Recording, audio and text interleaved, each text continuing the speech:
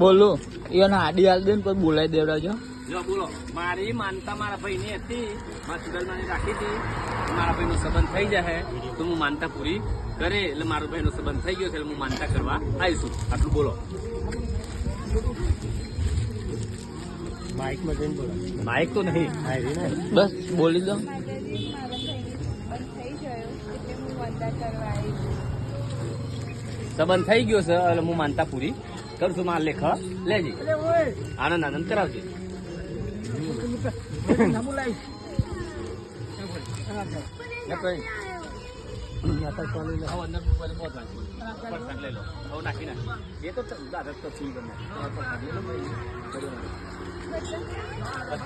બોલો છુડલ માને.